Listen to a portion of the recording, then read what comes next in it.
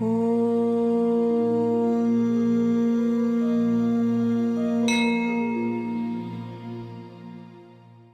a great difference between the karma, just ordinary action, done with the idea of I, and I have to get a result, and it can be very small.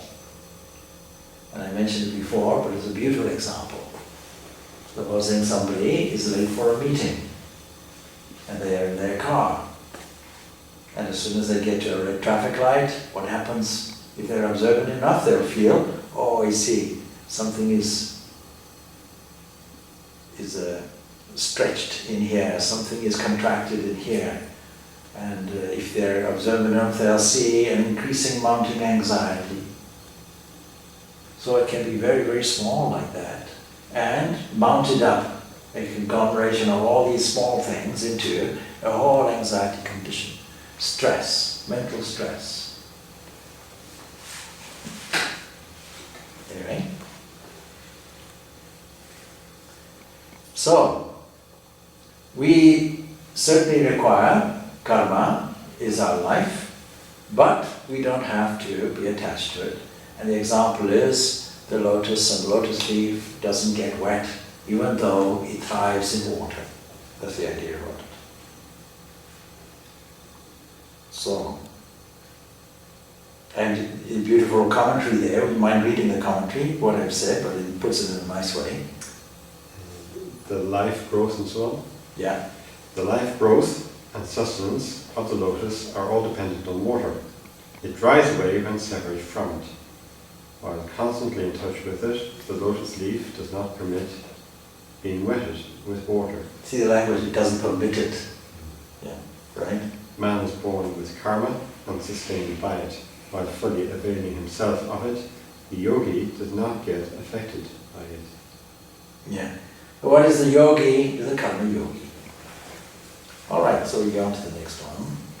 And the meter changes. Kayena manasa buddhya kevala indriyapi yogina akarma kulvanti sangam chatya tamashutaye.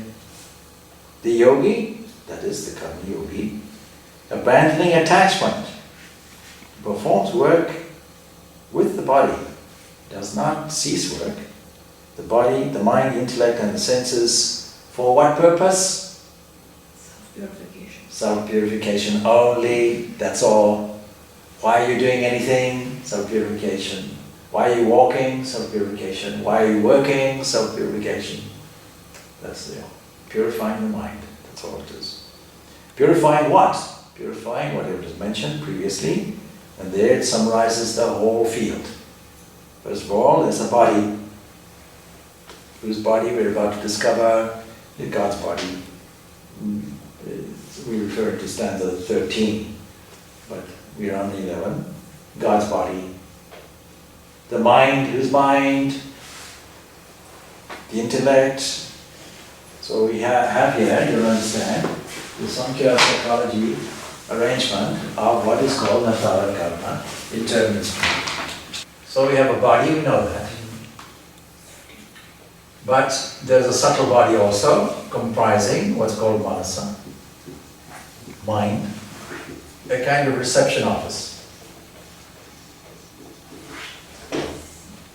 Then we have where primarily emotions flow if we're not careful.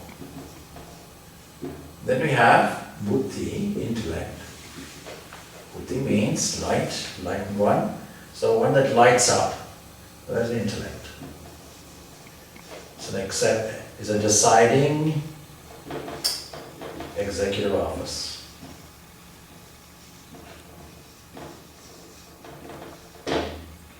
Then we have the sense of I and so on and so forth. It's not specifically mentioned here. But in amongst that also we have the senses, what we call the indriyas, the part of the mind which is the sense organs, senses. So we've got the whole compilation of whatever this whole field is. And we can operate through that. We operate through the body, we operate through the senses. The senses are not part of the body. We have to make a distinction The sense organs are part of the body, but the senses themselves are purely mental. When you shut them all down externally, they replay in a dream internally. They're part of the mind, not the eyes that see. It's the attention that is drawn to the eye that see. So this is very clearly brought out. If you study the beautiful text, starting text, is a beginner's text for anybody, and that is the whole Dhanji Yoga Sutras with Vivekananda's commentary, beautiful. But he makes a point of saying, not the eyes that see. Even when a person is asleep, you can raise the eyelids and the eyeball will stare out at you and see nothing. Right? So the actual organ is not the instrument. That's the distinction has to be made. Part of the body. So for this reason, it's summarized, body, there's the body. But then internally, there's an inner eye that sees, an inner ear that hears, and so on. All part of the mind. All part of what we call the internal instrument. External instrument, body. Internal instrument, what we call overall mind, not to be confused with that section. Just chitta, mind stuff, made into different forms, primarily ahankara, buddhi, manasa. Ahankara is not mentioned. Is that the lower ego, ahankara? Yes, so ahankara is the organizer. Ahankara is a manager. Supposing the ego were to speak, it might say, in the beginning I was a limitless ocean, and then a wave formed for a certain function. I then decided it's mine. I drew a square around it and defended it at all costs. They call it ego. But isn't the ego really a part of the mind itself? Because it's the mind. Ego just means I. In that sense, Atman is ego. See? Now when we say, when the Atman says, I am not the immortal entity that sits here within and beyond, I am that entity which is the body-mind complex. And I take on a role of actor agency, actor prophet. If I take on the actor prophet aspect, they're called ego. But the ego as such, in other words, that aspect within, having known it and known the instrumentality of all these things, there can be an ego also like that. So the devotional ego says, Lord, I am your servant, or Lord, I am your friend, or I am your devotee. That kind of ego has to be retained by the devotee. But you see, instrumentality is stressed. I am the instrument is a different kind of egoism, a right kind of egoism, as opposed to something else. Without ego, how can there be a Jesus? Without ego, how can there be a Ramakrishna teaching? That's be an ego. There's a misunderstanding to say, I have to destroy the ego. Like, we have to destroy the engine of a car. Why do you want to do that? It is a functional thing, it's part of the mind as well. You don't destroy the mind. You misunderstand about meditation, destroy all thought. Destroy the mind. Why do you want to do that? Why are you walking? Yesterday, I made a great advance. What did you do? I set fire to my car. Madness is that. Your car for a function. It get you from A to B. Don't destroy it. But don't say I'm the car. That's all. That's the error. If you say I'm the car, that will be that kind of egoism. Alright, so I think we leave it off there, yeah? Time 12 o'clock exactly. We just maybe go on for the next one more stanza. So we know that karma sustains us and so on. And I actually read this one out, didn't it? Anyway, read it again. Kayana manasa vrittya kevale indriya pi yogina karma kuranti sangam tattva pramushadaya. Yogi, abandoning attachment, performs work with the body, the mind, the intellect, and the senses only for purification that we did. Right. So we leave off probably having read now 12th stanza, Yukta karma palam tyaktva shantim apnoti naishtikam Yukta kama karena pale sakto ibhavyati. Abandoning the fruit of your action, the yogi attains peace, born of steadfastness. And impelled by desire, the non-yogi is bound to catch the fruit. We won't comment too much on it because it's self-evident stanza. Having elucidated before, what happens if you don't abandon the fruit? In other words, if you're a non-yogi, you'll be bound, you'll be attached to the fruit. But if you're a yogi, in contrast, you abandon the fruit and attain peace, born of steadfastness. You only get disturbance when something is not steady. So that's why the description of a person like that is called the prajna, somebody of steady wisdom. Prajna is wisdom, is it? Prajna wisdom, yeah. So there's a Literally consciousness, actually. there's a term called prajnanam brahma, isn't it? Yeah. So prajnanam is Yeah. what is prajna's wisdom? What is prajnanam? Yeah, means consciousness, so Brahman is consciousness. Brahman is pure consciousness.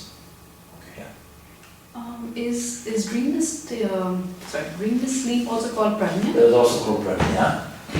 Turiya Turiya is one beyond that. Yeah. is more beyond that. Yeah. So we have Vishwa, we have Tejas, something that shines, we have Prajna,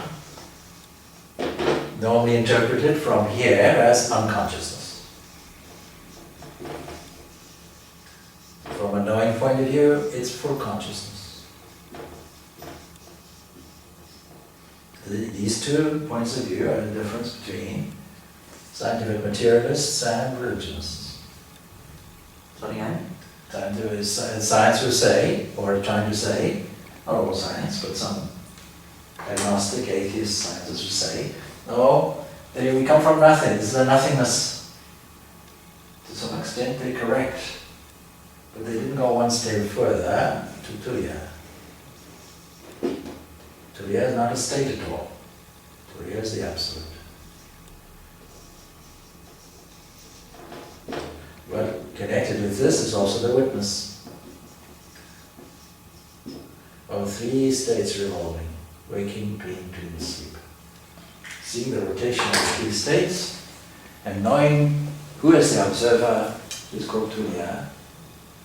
Turiya doesn't have to observe because the whole understanding of the vagueness of the reality of this world, as we call it, would be, and final argument would be like this. Yes, you see, when Brahman is known and realized, forgive the language, when Brahman alone exists, what else exists? Nothing exists. You can't relation to it. If Brahman alone is real, understanding it, sitting there, standing there, there's nothing else. All this, the whole universe goes away. From this point of view, there's no creation. What is the difference between prajna and turiya? Because you say prajna itself is consciousness, and Well, every night you go into prajna. also. But every time you wake up, nothing changed. Yes. Yeah. You didn't grow horns, you didn't grow a halo, you didn't get a revolution of any kind, it's just routine. So in the same way, the world doesn't change. Turiya is we have the revelation. Turiya, yeah. Turiya is the absolute reality. Turiya Oh, is in Atma. a dream, is it? No, Turiya No, is I mean in sleep. Yeah. So you see, supposing you see a wall, all right? You don't know what's behind it, but you see a red ball go up. Okay. Then it goes down. Then you see a blue one go up, then it comes down. Then you see a yellow one come up and goes down. You observed all 3. Who are you, the observer? Go Turiya. Red ball goes up, waking. So how is that different from prajna? You see,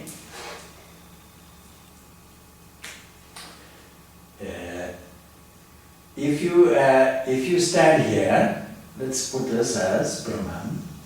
You stand here, what becomes of these?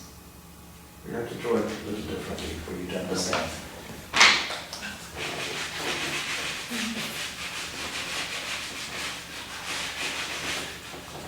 Deep sleep. I'm sorry? Deep sleep. That's prajna, isn't it? Yeah.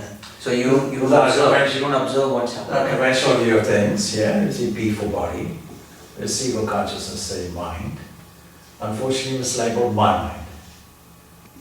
So I think I've understood Turiya because as a witness you stand out and you watch That's watch what's happening. Yeah, But I haven't really understood the consciousness, which Okay. is prajna. okay. So, you see, it's not conscious, but consciousness is there. Just as. It's not conscious of its own Yeah. consciousness. So, yeah? Right, actually, we go to sleep every day, but nothing happens, right? I mean, Oh, we so go to when prajna. you realize that it is only consciousness, that's the state of Turiya, is it? Yeah, haha. Oh, my So goodness. this here, you see is the people, places and events.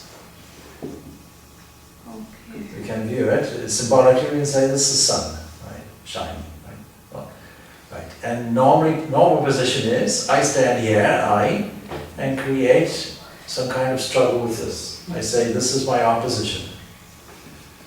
Being the opposition, it will behave like an opposition. And we struggle. And biology sees this and says, yes, all life is struggle. All life is competition.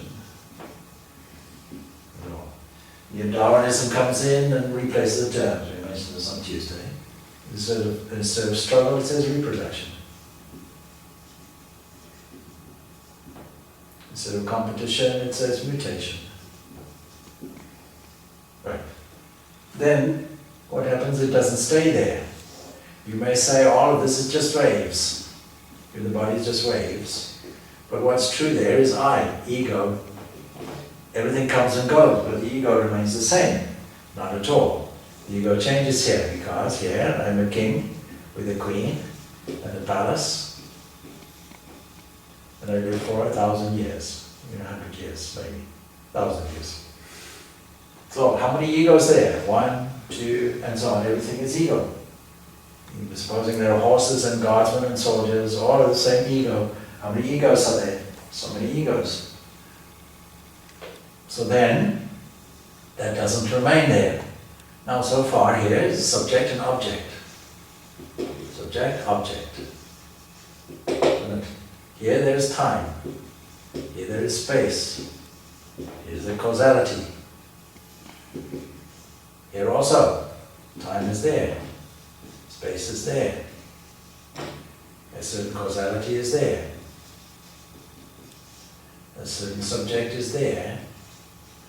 An object is there. All same conditions are there in a subtle form.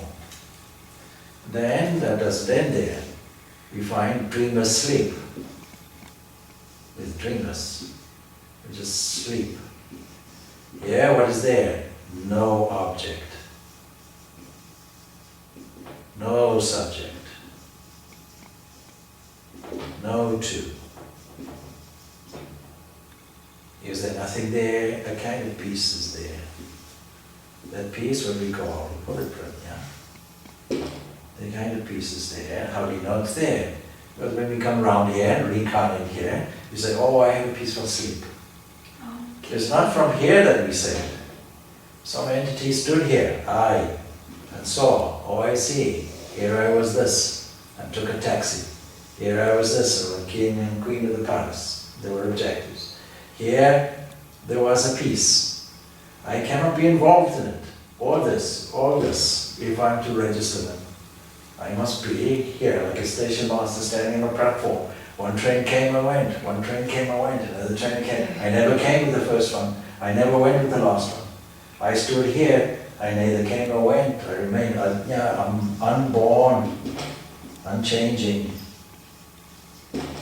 So when you get a revelation in sleep, that is Turiya, is it? No. No, After when you get out of sleep. this here is Turiya. Turiya is. So we also go into Turiya in our sleep every night? No. you This got is a it. state which absorbs all the state. That is the waking state, right? Yeah. Correct. And that's the dream state. This is the dreamless state, peace, where you are the So that's not a prajna. state at all. Yeah, Not a It's state. just You me. call it a Consciousness. state for convenience, too. Consciousness. These are the four states. Because One is there's a not state really to a change. state. I'm sorry, what is that? One is not really a state, the others are conditioned.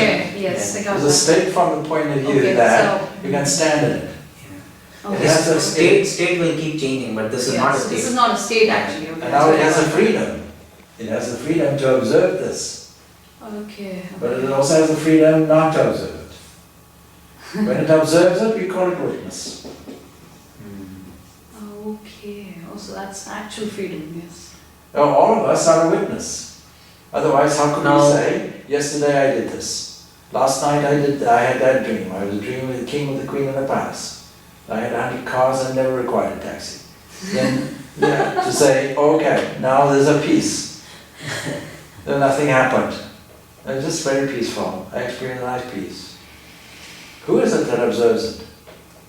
So this is the final conclusive argument, really, of the non-dualistic system. Then from what point we say prajna is wisdom? Because you said prajna is wisdom. No, prajna is a Sanskrit term. Okay. Oh, it's used mean wisdom. wisdom. Yeah. No, it can be used, But wisdom Context. in the sense that this is where the potential lies. when you're The peaceful. potential for manifesting here and here lies here. Just as the potential for a tree lies in a seed. So the potential for, on a cosmic level, from the point of view of the cosmos, the macrocosm, you find what is the potential. See, if darkness was covered with darkness, so the Rigveda, that there where the Purusha Shuktam, where darkness was covered by, what a beautiful thing. You imagine darkness, then darkness covered by darkness. Was there any being there? Consciousness was there, it wasn't unconscious. Because it evolved into increasing diversities of consciousness. Our mistake is we're unconscious. So what is this? This is God, Ishvara, standing there. That's why I mentioned, conventional position is, I went and had a blank. But the knowing person says, I sat on God's lap. Okay. Yeah? Here there's no saint or sinner. There's no short or tall people here. No fat or thin. No distinguishing marks. Only here you find distinguishing marks. So for that reason, what is this? Brahma. Or, to be philosophically technical, Hiranyagarbha. Cosmic mind. The cosmic mind here.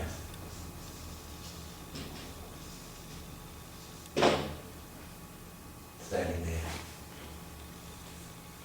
Then what is this? That's all the manifestation of it. We used to call that creation. Creation, creator, Ishvara. Standing there. God with no distinction, but again, all knowing, all seeing. That's why we call it prajna. The cosmic consciousness standing there. And then a creativity, and then finally a more concrete thing. So Shankaracharya has a different point of view from his grand teacher Gaudapada, who makes his Karika in the Mandukya Upanishad. From Gaudapada's point of view, there's no creation, nothing, only Brahman. Brahman alone exists. It's not different from Shankaracharya, he's simply taking things from Brahman's point of view. We take it from our point of view, the relative point of view, we say, no, this also is real. All of this is real. It has a relative reality. We agree. When you enter into Brahman, all of that disappears. Yes. But until that happens, all this is as concrete as anything else. For that reason, this is more real than anything else. And that reality feeds this. If you've never experienced anything here, you wouldn't reconstruct it in a different format here. So, which means in the waking state, if you don't, if you're discriminative about what you listen to or what you see, you'd be more in dreamless sleep than in dream. Not necessarily. No. There's no harm. It's not a criminal offense to be in a dream. A dream. In fact, there's a very valuable aspect. Without this, all problems don't get solved here. Oh, that's a subconscious level, isn't it? Yeah, this is nature's way of repairing Okay. and so on. So what's the cosmic variation of this? This is the word of the devas. Okay. Yeah. So when you pass away, in other words, when that goes, when this Vishwa goes, understanding, of course, every night we have a dress rehearsal for death. What do we call death? Every night we have a dress rehearsal. We vacate there, and we go into here, and we reincarnate there. This is a dress rehearsal, that's all. Interesting. What is death? The removal of that. Waking state is gone. We call death. What remains can be a dream state. We call it heavens and so on and so forth. If that goes, what happens? We enter into here and enter into here. Does that mean this is something that we are separate from and enter into? No, it's always there. But our awareness of it, our conscious awareness of it is not there. When we are consciously aware of it, it's called realization.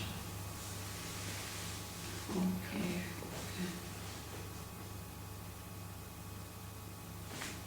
Good. Clear as mud? I'm sorry, what is Is that? it clear as mud? Clear as water. Good. It's testing your clarity, I guess. All actions bind.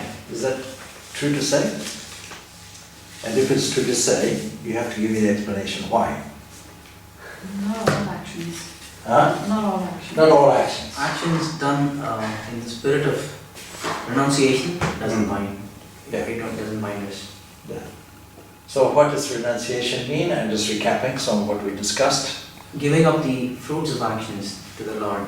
Yes, so there are two things. There are objects and fruits. Surrendering, not giving up, surrendering the fruit of actions. Surrendering is a devotee's language, quite correct. Okay. But there are other languages also they can use. So far in chapter 5, we're discussing a more elevated view of what was discussed in chapter 4. And both chapters include the term renunciation, sannyasa. So last week we discussed sannyasa does not mean conventionally running away to a forest or something like that. But there are really two ideals presented to us. And one is the ideal of what is called jnana. That means if your destination is top of the mountain, you can go directly. You can go by plane. Or you can go through the process of karma yoga, which means you go through all the flora and fauna and pathways and experience all the hazards and so on and so forth. It need not be hazardous if you have a certain attitude. It can be a delightful journey. It can be a travel. It can be a holiday, if you like. If you have a holiday mindset, it can be a holiday.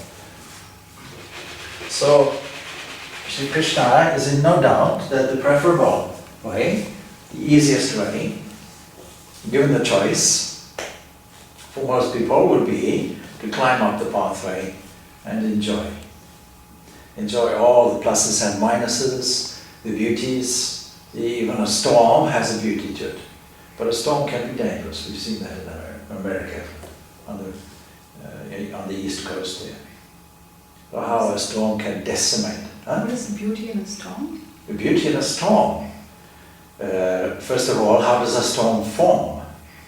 You can have a number of different views from it. Since most people have a geocentric view of things, you can look at it from the ground level.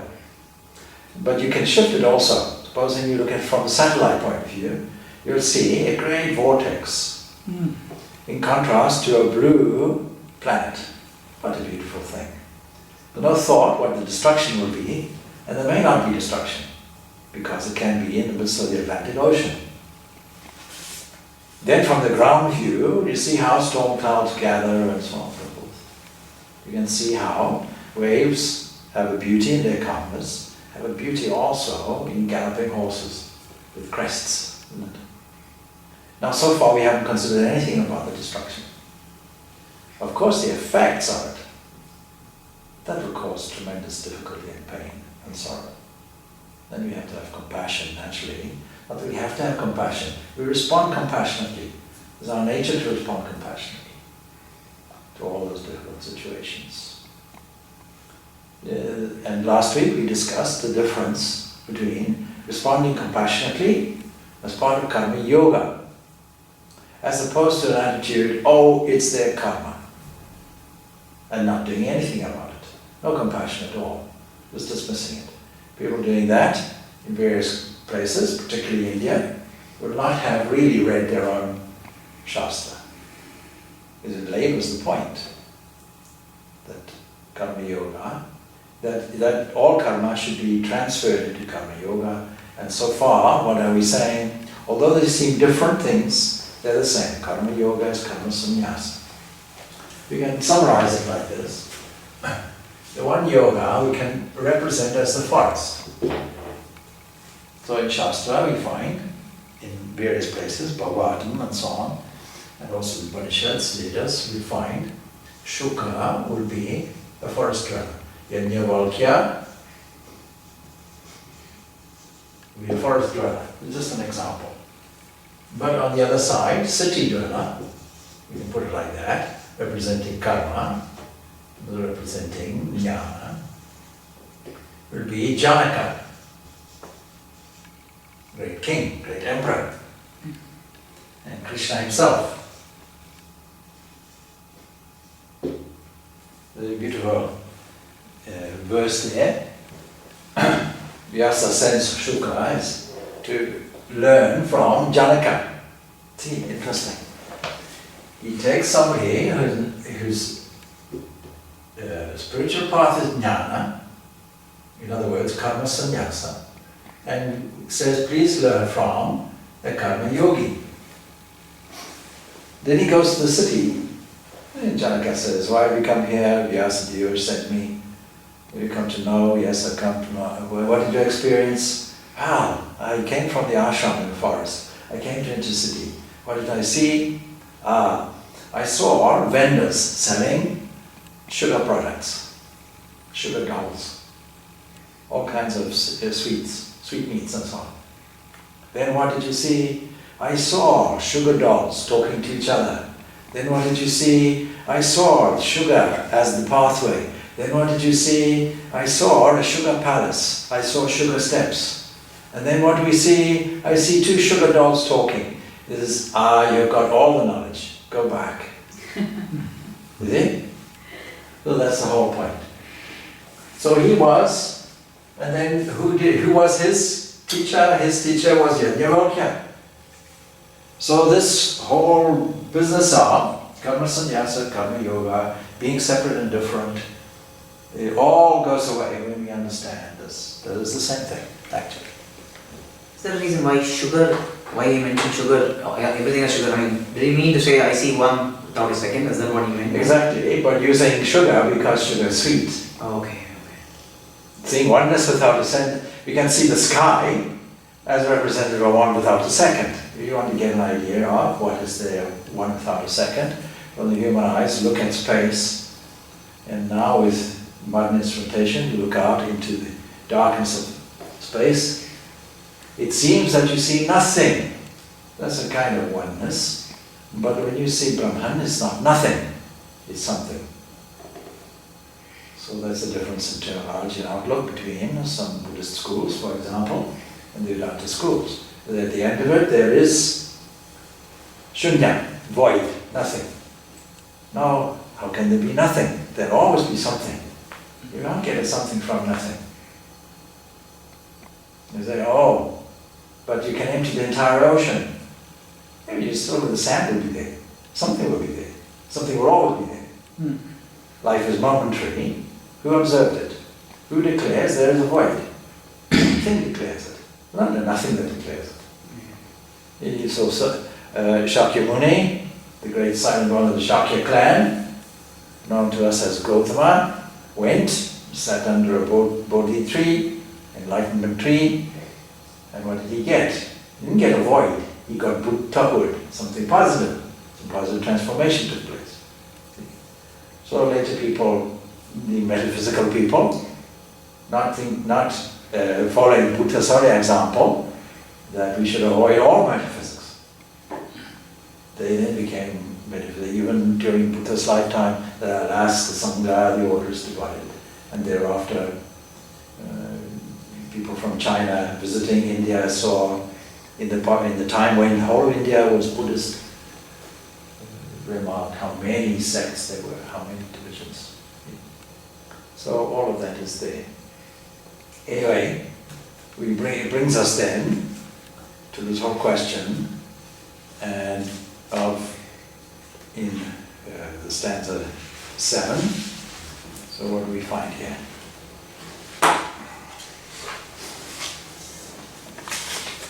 Yoga yukto vishuddhatma vijidatma jitendriya sarva bhutatma kurvanyapi na lipiti. Devoted to the path of action. So that's with the mind purified by karma yoga and the self-disciplined and the subdued, one who realizes oneself as the self in all beings, though acting is not affected. 4 things are there. What are they? First of all, the mind is purified. How? By making karma into karma yoga. Then what's the next thing? There must be some element of self-discipline also, in the beginning. That's the second thing. And then the next thing, part of that part of the mind which is to do with the indriyas, senses, is subdued. But one additional thing is necessary, that is to realize the self as the self in all beings, nothing separate. There's not an individual self separate to anything else. That has to be added on the top to make it. Well, it says when the mind is purified by karma yoga, does it mean completely purified or does it mean largely purified? Completely. It can be completely purified, but part of that is the rest. Self-discipline, sense is completely subdued. Yeah. So through karma yoga alone, what will happen? You see, there has to be a distinction in terms. And we'll find this out as we go on. Karma yoga or dhyana yoga or any form of yoga or even devotional prayer, meditation and so on does not have the effect of removing ignorance. It only has the effect of purifying. So it's purification. Later on we'll see what does a karma yogi do in terms of action. Everybody acts, everybody's the same thing, but it's the attitude that changes. So the karma yogi does the action for only one reason. We'll come on to it later. What is that? Purifying the mind. That's all. So there's no fear, no anger, no... Nothing. Why? Because there's a different evaluation. Now you're preempting the text, but I don't mind it, because I'll tell you. See, we deal with the world in a confused way.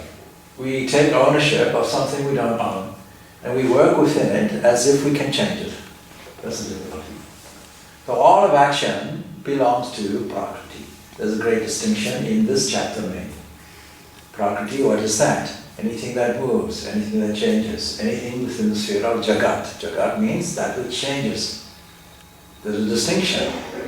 So God doesn't create in this sense.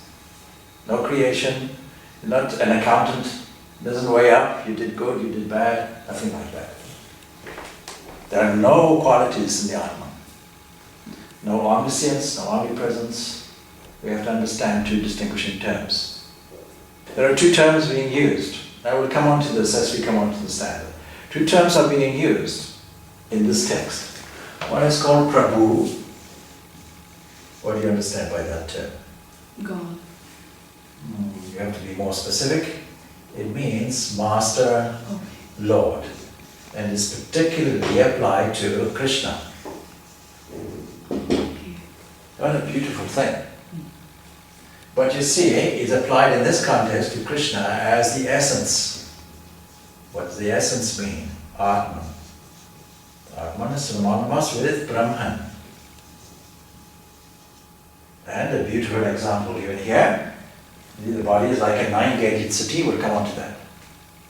So that entity sitting in the 9-gated city, comparable with Katha Upanishad, which says the same thing, except it escalates to 11. 11 gates, I think. 11 or 9, it doesn't matter. The point is, the body is like a city, not normally evaluated like that. Normally evaluated and at best or worst as my body. Something belongs to me. Most people use the term but don't understand it. They say, my shoe, I'm not the shoe. In my car, I'm not the car. My cloth, I'm not the cloth. My bank account, I'm not the bank account. My body, I am the body. That's the error. Incompatible with normal speech. If you say, my body, I am the body, the re-evaluation can take place. No, Lord, this is your body. Lord who? Prabhu. What is that Prabhu? Atman. That Purusha, that means indwellover city, there I found Puri city. Singapore, Simhapuram, city of lights. And Purna meaning fullness. Unless you think something is captivated inside, like an encaged thing, it looks up, you see the tonsils there, if you still have them. It looks down and sees all the large intestine, the liver on the one side and so on, kidneys at the back. Looks up, sees the pituitary there shining, all those glands and so on and so forth. Sees the lungs. If you're a smoker, see some dark patches, see some light patches, all that pumping away. Sees all that. No, not like that. More like remote control. See how we send something to Mars, and it's happily walking around. Supposing some alien comes, or science fiction, some alien comes and sees, my goodness, there's life form on Mars. We're investigating, was there life on Mars? We suspected there's a blue planet somewhere, and that's our next candidate to investigate. But before that, we see Mars, a red planet. Since we like the color red, let's go and see. Then we, to our surprise, we see there's a creature. We wonder if there are more of them. Just seem to be walking around, and with a vision, a kind of a head that turns with a camera on. The observer doesn't know it's a camera. It's looking like that. How does it move? They don't know there's a remote control mechanism on that planet Earth that's doing it. In that same way, supposing I sit down and you play a joke on me.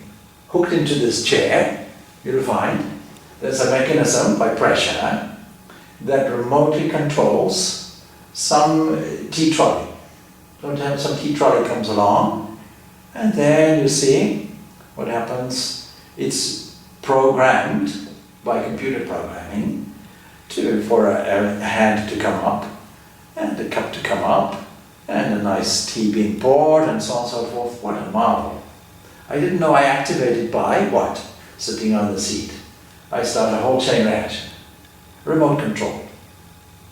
In that way, the Atman sits there, its presence is sufficient for all his activities to take place. Its proximity alone is necessary. And all the rest of his activity are waves reflecting that glory of the Atman.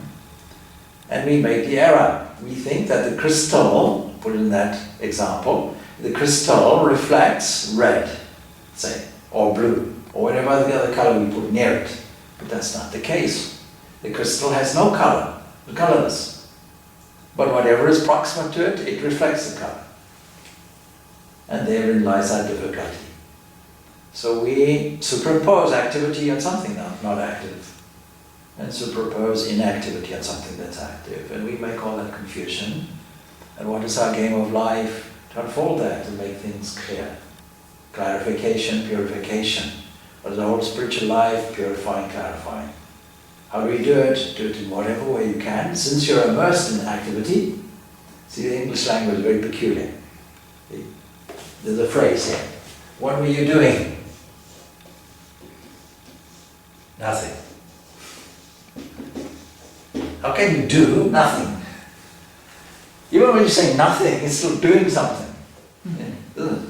I slept. It's an activity. Even the unconscious activity is an activity. Breathing is an activity. We'll come on to that now. So, just a few comments on this stanza and some to follow.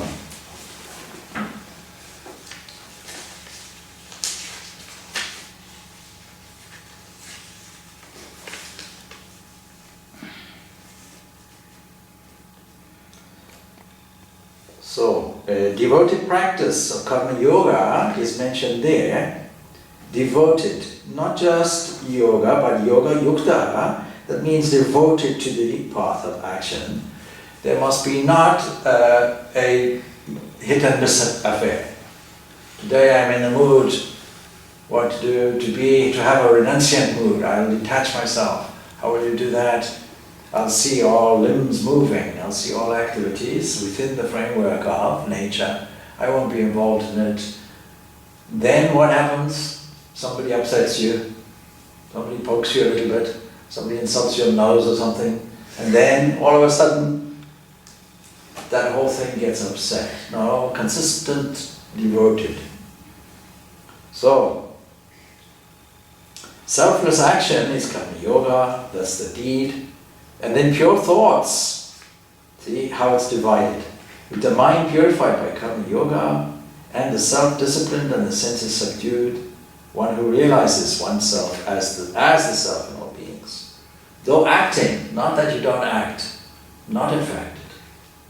There are many people, particularly today in the recession, who understand these principles in theory. I met somebody last night like that. His father passed away and so on and so forth, so many tragedies, we all go through that. But see how stressed he was, and it showed physically. You know all these principles. So knowing the principles and acting on, putting them to practice are two different things. The principles without the practice has no value whatsoever. So,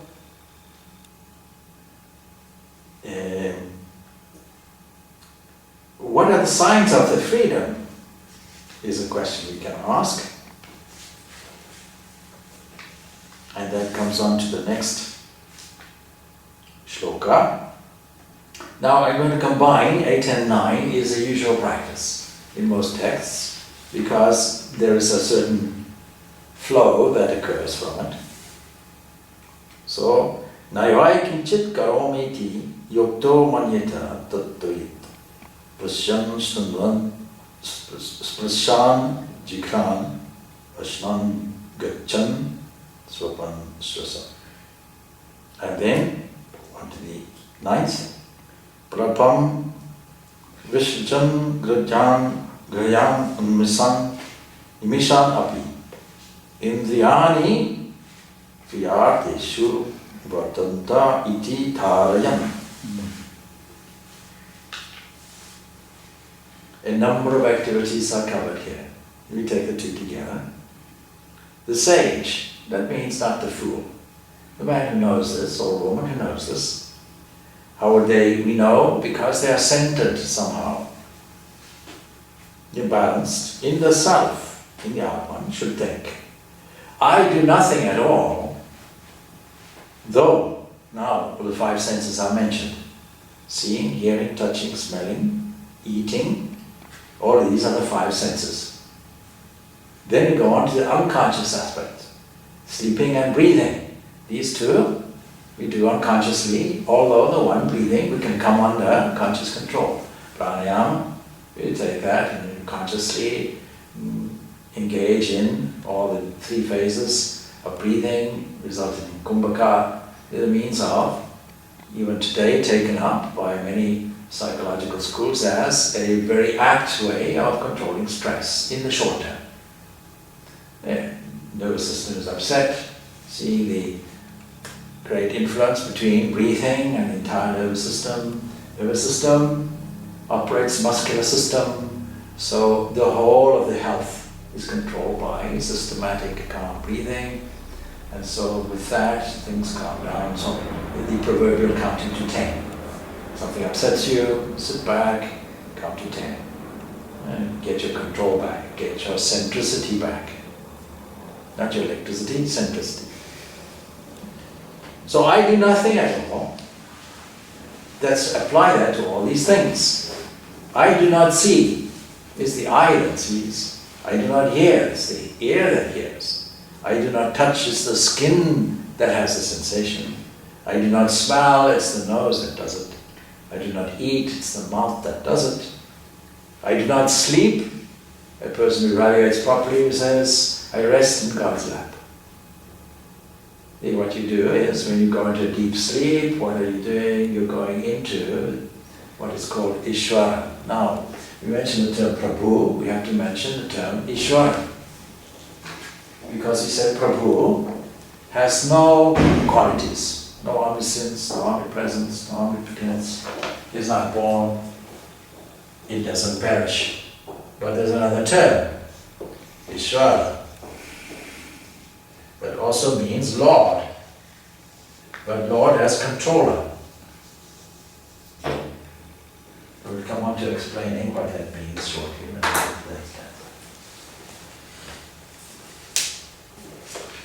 In some places you'll see, yes, it is God that does everything. Did we not say that God, the Lord, the Prabhu, does nothing, is actionless? Are we not confusing things when you say God is doing everything? No, there are two terms. So this is unconditioned. But here we find a kind of conditioning.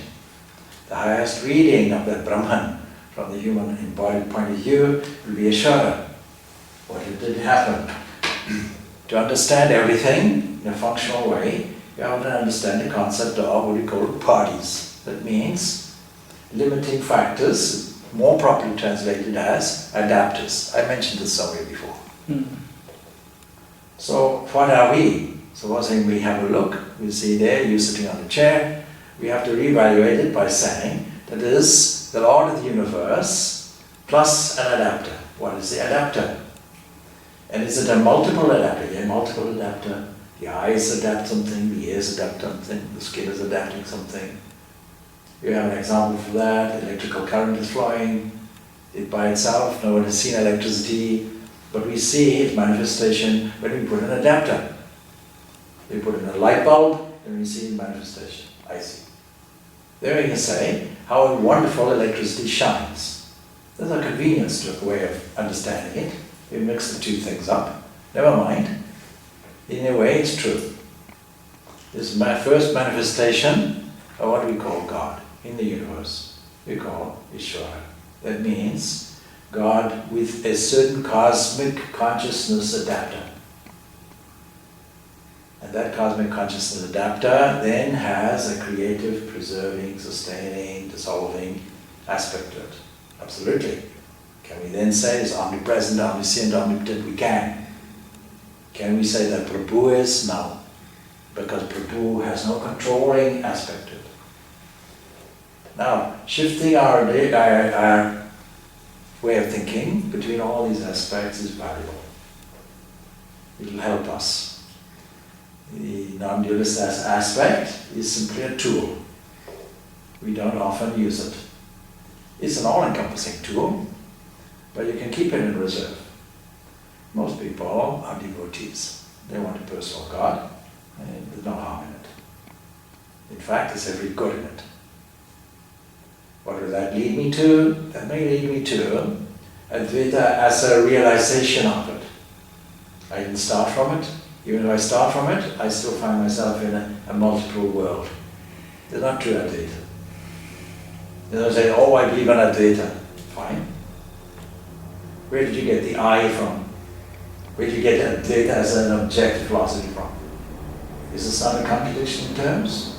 If there are no two, why are you describing it in the language of two? There's not a reality for you.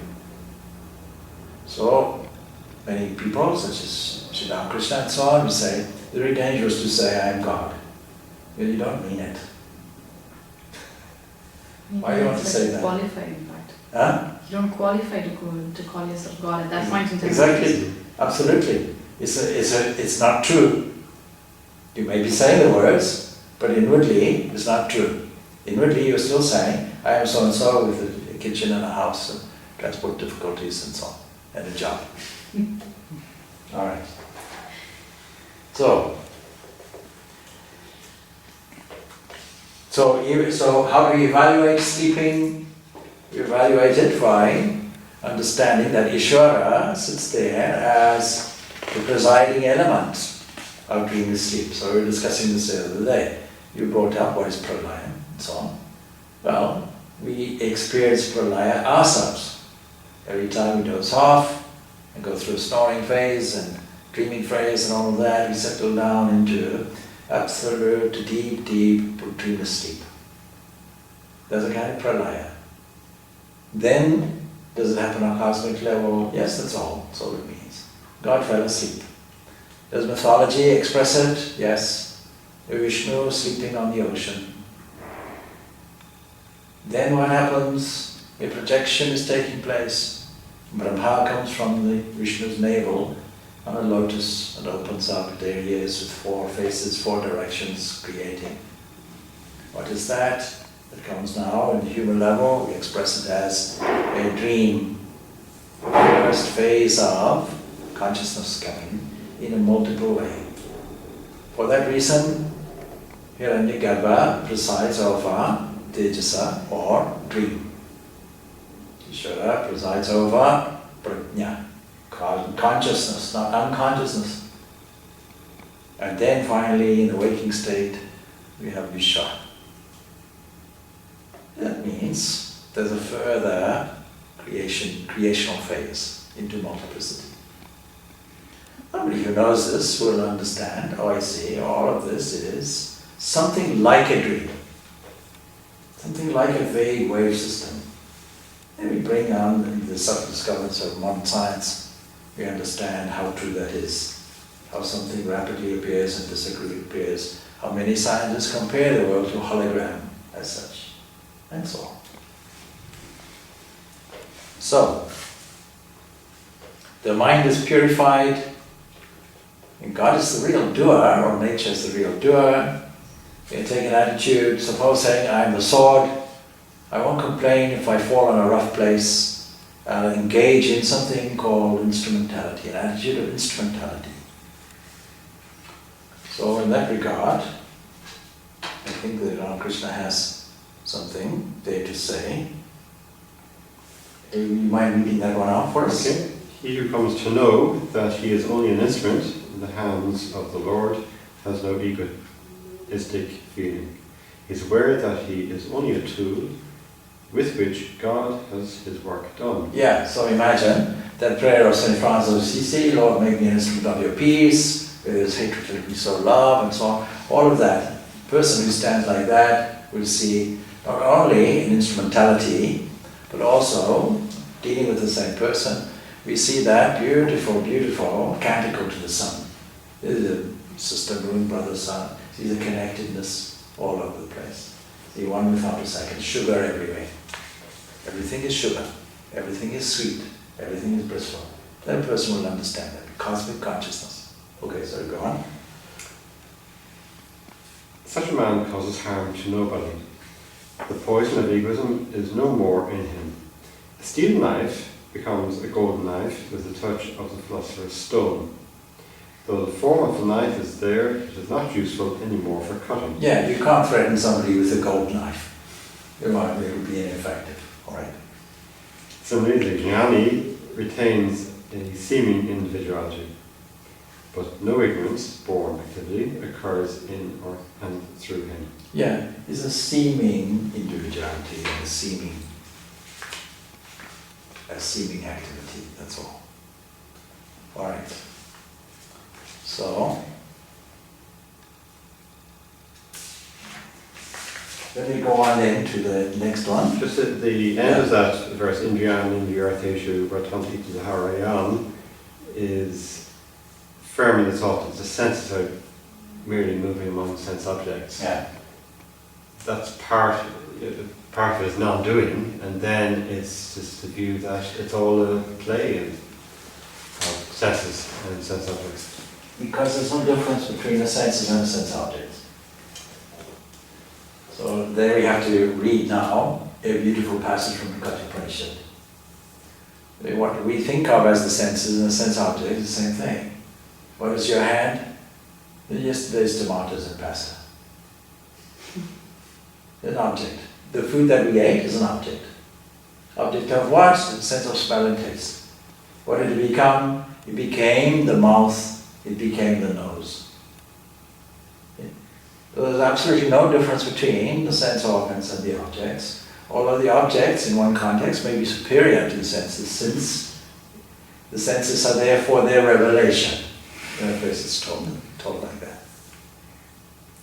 So it's all within the realm of this relative materialism. And in fact, the word food, all matter is resolved into that one word in the Upanishads. So everything is food. And all the activity takes place there. You can imagine it like this. In Africa, you should go there one day. Many tourists go and see the Serengeti plain. You see all kinds of wild animals in their various herds. You see lions waiting for the herds and so on. They're a wonderful thing. A beautiful balance of nature. When the sun rises, if you're a lion, you'll wake up wanting breakfast. And if you're an impala or a deer, then you also want your breakfast, but you'll want to live long enough for it. So when the sun rises, animals run.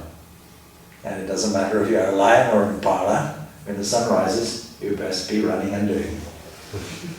Now, supposing you go there just to observe that. So you as an observer, Drishya, go and look. And there you'll find all these animals roaming about and so on and so forth. These are akin to all the senses roaming and roving about in the objective world. And to take that poised attitude and see that would be a wonderful jnana technique to do it. And you can use it as a useful practical tool in the midst when things get tough, and poise yourself nicely without the mistake of withdrawing. So there's somebody I know at the moment, battered by the recession and so on and so forth, received a letter from the bank, would take your house and so on and so forth. What has he done? What that person has done? They've gone off on a holiday. They can't face it, like burying their head in the sand. But this technique says don't do it.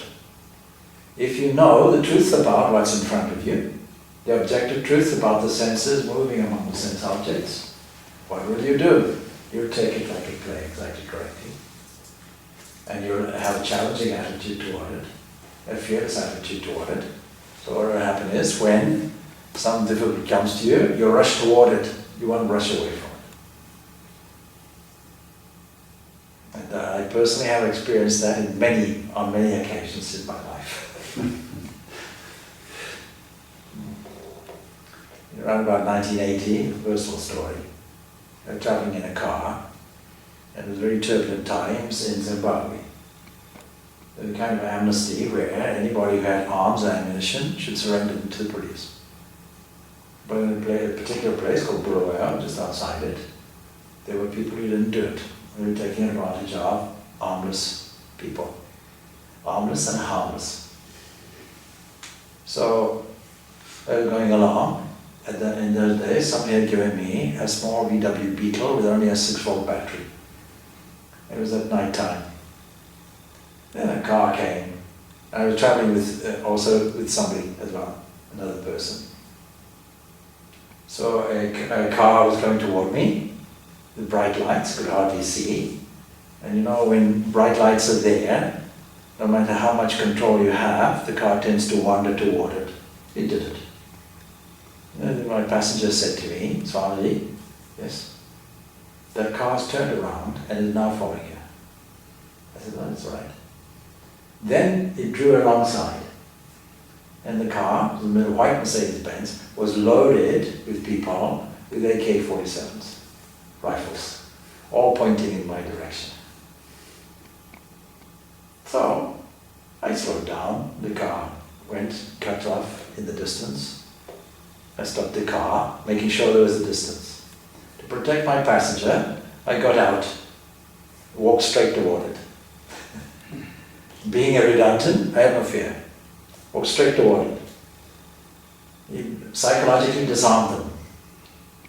And they said, I said, was there any problem? And then they pretended that they were police and looking for something and made some kind of nonsense story about it. And I was free to go on my way. In the newspaper the following day, there was a story told about a white Mercedes with armed people who were doing that, ambushing people on that particular road, forcing them into a side way and killing them. 4 people had been killed already. So face it, so Swami Vivekananda learned that attitude on one of his wanderings. He was faced with wild monkeys. He became fearful. Then a voice said, or actually somebody said to him, a wiser man at that time said to him, face the brutes. He did it. He learned a nice lesson from it. As soon as he stood up, all those monkeys went. In my monastic studentship as well, my teacher and I were standing at the gate of India there in Mumbai. And nearby is a statue of Vivekananda. Yeah? So I was interested to take a photograph of that. It so happened, in the frame, there was a man whose business was to have a sack of with a mongoose in, and a sack with a snake in. And his business was to release the snake, and the mongoose would catch it, and people can take a photograph of that. They argued, you've taken a photograph of this, you owe me money. My teacher was in his 70s, I was just in my teen years. He was quite small in height. He pushed me aside, elderly man, pushed me aside and stood up like a hero. That person backed down. It gathered a large crowd and the people just backed down completely, like that. We went on our way. So there's nothing to fear. If there are no two, there's nothing to fear. If you're convinced that there's multiplicity, if you're convinced I'm an assemblage of the sense organs, operating amidst their objects, I have to transform and change these objects, myself, as a doership, an agency sense, and I have to do it, why? To protect myself. Then what will happen is you'll get caught up in that. And then that will mean all your actions will be binding on you. Coming back to the original question. Yeah.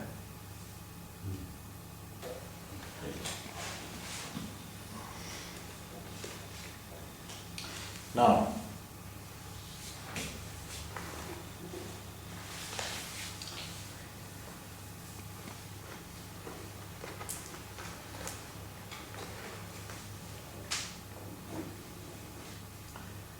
Brahmanadya daya karmani sangam chitta karoti yaha dipyate nasa palpena padma putram ivam pasa ivam pasa by water. He who acts abandoning attachment, dedicating his deeds to Brahman. That's the other aspect. So one aspect is this. One aspect is to sit poised, centrally, observing all the senses among sense objects. Like a safari person with a camera, observing all the goings on the Serengeti plain. Seeing the animals all interacting in a field. And the 13th chapter, the Bhagavad Gita, puts it in that language. This is kshetra. And the one who knows it, kshetrajna. So there's a field with all these activities, you can view it objectively from a poised condition. That's the jnani's point of view. But what about the karma yogi's point of view? Dedicate, offer all these to God. The term used is not God, it's Brahman. To make you understand that what you call a personal God is simply our view of it in a relatively conditioned way. Good Brahman with the adapters. What adapters will be there? Adapters of cosmic consciousness. Put that there, involved in time and space and movement. And then from our level, all the senses. We think of things more naturally from our point of view. Everybody thinks egocentrically.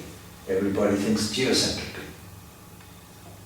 The scientists today are thinking much broader than that. They understand the vastness of the universe and how small this geo is. So I often encourage people, and I'm sure I told you before, please don't say, look up into the sky. You can just as easily be down. You stand here, look down into the sky. Why should you say up? You're taking your own geocentric point of view. Well, it's natural to do. So taking our own egocentric point of view, embodied point of view, what will you do? Take all actions and dedicate them lovingly to God.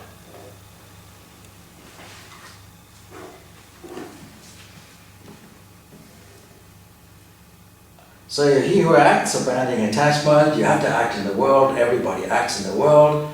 What you do, you dedicate all your deeds to Brahman, all your karmani, Brahmani in Brahman, is untainted by any kind of pollution, papena, sin, just as a lotus leaf by water.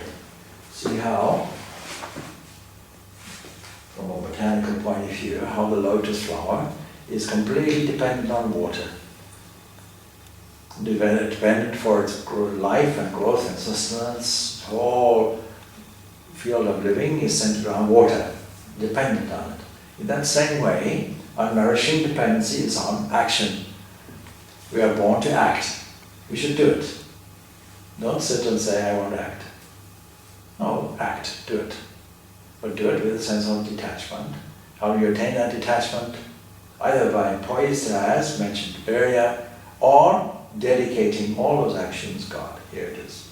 There's a much useful, much more natural way of doing it, by the way. Here, Lord, is an expression of love. Everything I do is there. And mentioned before a whole list of things. You can take all those things related to sense organs, unconscious actions, as well as organs of action, walking, grasping, and so on. All of those are mentioned. And use that as a whole checklist.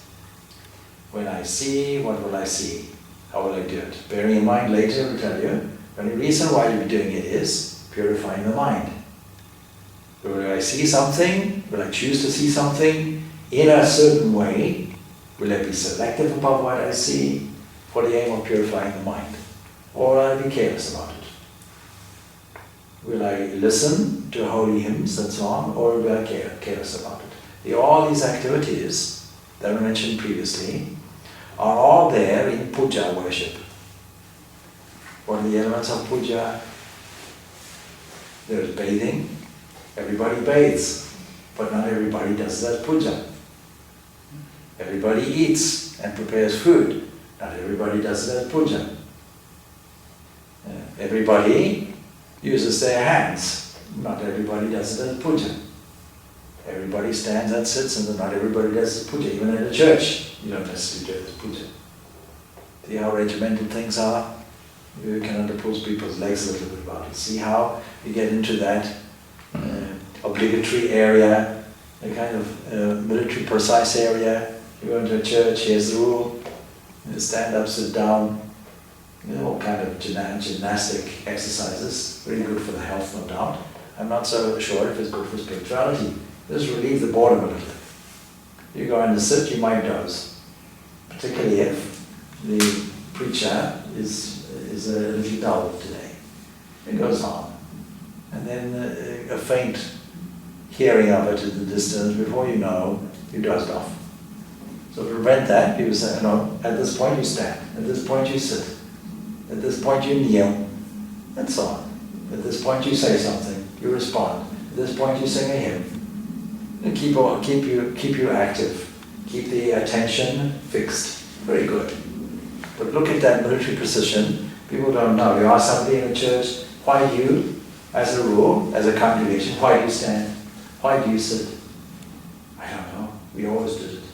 Since Vatican had changed, and then we did it in a different way, but we do it. I see. Why don't you find out the meaning about it? Insert some power in it, insert some intention in it, insert some feeling in it. So all of these actions are done. In any event, they're just not done necessarily as puja. But puja contains all the elements of what we normally do. The elements of seeing, the elements of hearing, the elements of touching and tasting, all of that is there. So in daily life, can we do the same thing? Yes. Inevitably we have to see and touch and taste and so on, and grasp and walk. Inevitably in life, there's a waking section and a sleeping section. Should we not do it with a different, purifying intention? That being the only motive. The difference between karma yoga, karma creates anxiety and stress. It compounds it and increases it. But karma yoga does the opposite. It decreases the distress. It decreases the anxiety. It decreases the disturbance. It increases peace. Peace of mind. And what are people suffering from today? Primarily all kinds of things, disturbance of mind, mental disturbance, depression, and so on. All of these are mental aberrations, compounded and increased with an urgency for a result. The more modern we become, the more urgency for the result. And when do we want it? Yesterday. Particularly in your industry, in the IT and so on and so forth. A salesman makes a sale, and then the IT people, production people have to catch up with it. And then they have to work overtime, and there's no money for overtime. And then it creates stress. And things like that happen. So that whole thing is there, even if people know these scriptural formulas, but don't apply it.